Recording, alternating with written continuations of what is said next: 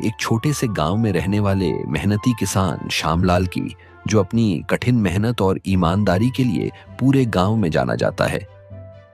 श्यामलाल के पास थोड़ी सी जमीन थी जिस पर वह खेती करता।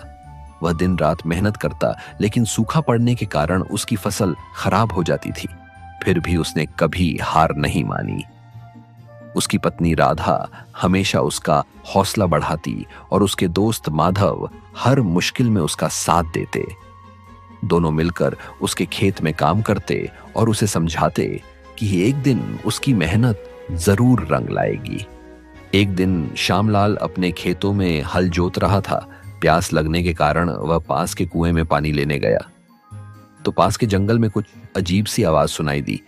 वह आवाज ऐसी थी जैसे कोई उसे बुला रहा हो।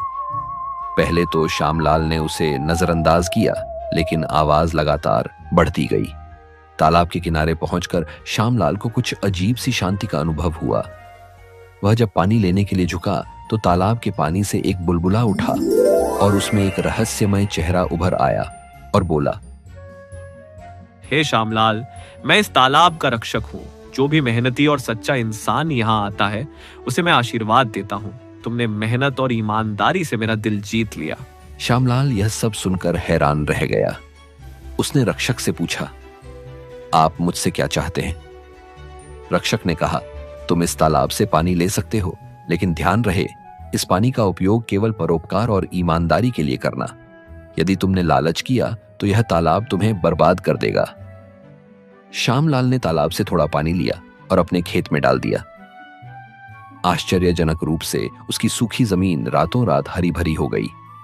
यह बात जब माधव को पता चली तो श्यामलाल ने उसे सलाह दी कि इस रहस्य का किसी को पता नहीं चलना चाहिए।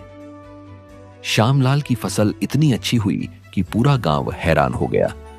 धीरे धीरे उसकी मेहनत और परोपकार की गाथा दूर दूर तक फैल गई, लेकिन उसकी सफलता देखकर कुछ लालची लोग उस पर जलने लगे।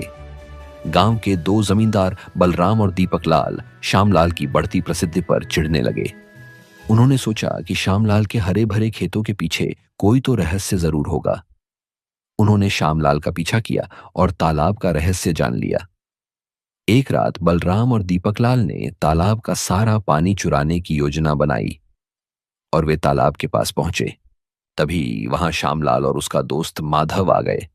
श्यामलाल ने देखा कि बलराम और दीपक लाल के लालच के कारण तालाब का रक्षक उन्हें पानी में डुबो रहा है।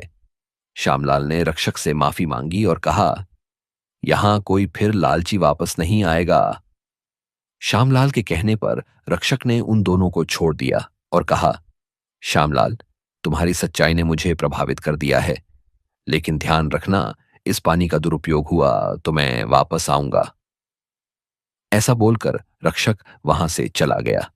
कुछ दिनों बाद श्यामलाल ने गांव के अन्य किसानों को भी तालाब का पानी इस्तेमाल करने की अनुमति दी, लेकिन यह नियम बनाया कि इसका उपयोग केवल मेहनत और परोपकार के लिए होगा।